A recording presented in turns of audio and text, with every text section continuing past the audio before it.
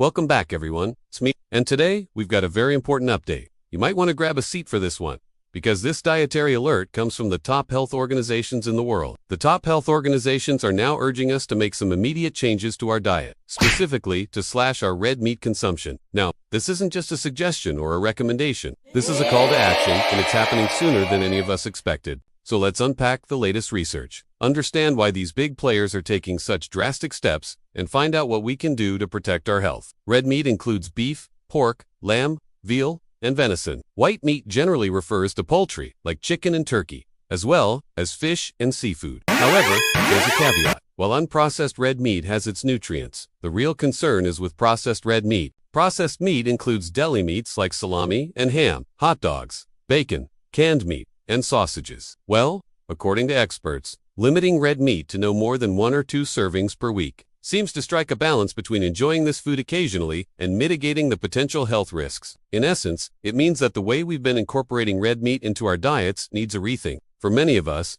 it's been a staple, but it's time to reconsider how, when, and how much we're consuming it. According to the Dietary Guidelines for Americans, a healthy diet includes a variety of nutrient-dense foods from all food groups. Have you considered reducing your intake or eliminating processed meat from your diet? Feel free to share your thoughts, experiences, or questions in the comments below. We'd love to hear from you. Plus, remember to stay updated with our latest videos by subscribing. And for more health insights and tips, check out our website. Thanks for watching. Until next time, stay healthy and informed. Emphasis should be on fruits, vegetables, whole grains, and lean protein sources. The guidelines also recommend limiting saturated and trans fats, added sugars, and sodium, which are all found in high amounts in processed meat. As for processed meat, it's generally recommended to eliminate it from your diet altogether. There are numerous delicious and easy recipes available online and in cookbooks that can help you experiment with different flavors and textures.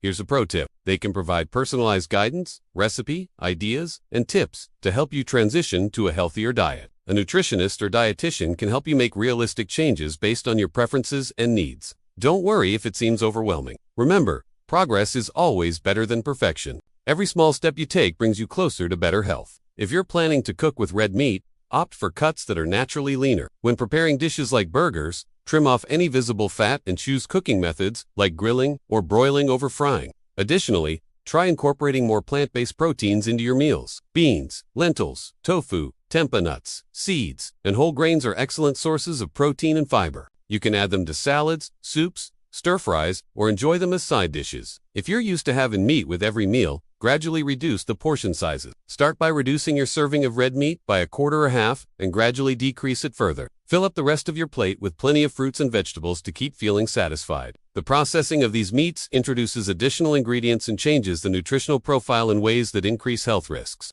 They're sounding the alarm about red meat. Well, the answer lies in the potential health risks associated with excessive red meat intake. It's about taking charge of our health in light of solid scientific evidence. Red meat, particularly processed varieties, is high in saturated fat. Saturated fat raises levels of low-density lipoprotein, cholesterol, or LDL, which can lead to clogged arteries and increase the risk of heart disease. Additionally, processed meat contains high levels of sodium, which can elevate blood pressure, further contributing to cardiovascular risks. The processing of meat often involves the use of chemical preservatives and additives that have been classified as carcinogens or substances that have the potential to cause cancer. Exposure to these carcinogens in processed meats has been linked to an increased risk of certain types of cancer. Furthermore, red and processed meats are sources of heme iron, which has been associated with increased inflammation in the body. Chronic inflammation can contribute to various health problems, including heart disease and cancer. Finally, red meat is known to be a significant source of cholesterol, which can also contribute to clogged arteries and heart disease. Regular consumption of red meat,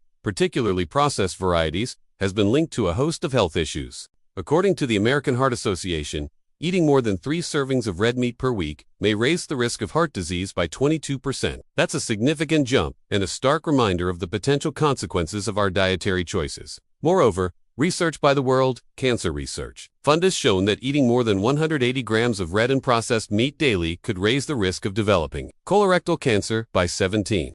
Well, we're talking about the heavyweights in the health world, organizations that don't sound the alarm lightly. We're talking about the likes of the American Heart Association, the World Health Organization, the World Cancer Research Fund, the American Institute for Cancer Research, and the Centers for Disease Control and Prevention. These organizations are sounding the alarm based on robust scientific evidence. But before we get into what they're saying and why they're saying it, here's your reminder to click that like button if you appreciate all this information. The joint statement reads, quote, "More than 300 scientific studies have examined links between eating red and processed meat and health outcomes. Several large studies conducted over many years found that eating more red and processed meat associated with increased risk of developing and dying from cancer and heart disease." End quote. This isn't just their opinion. They're basing their recommendations on extensive research. Now let's dive into the topic at hand.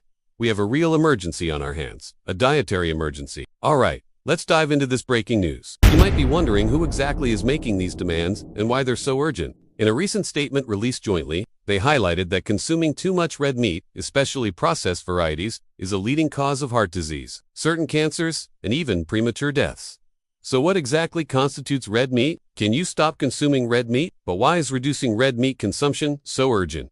Let's face it, it's a staple in many diets worldwide. These alarming statistics underscore the need for immediate action. It's no longer about general health guidelines, but what exactly is it about red meat that poses these health risks?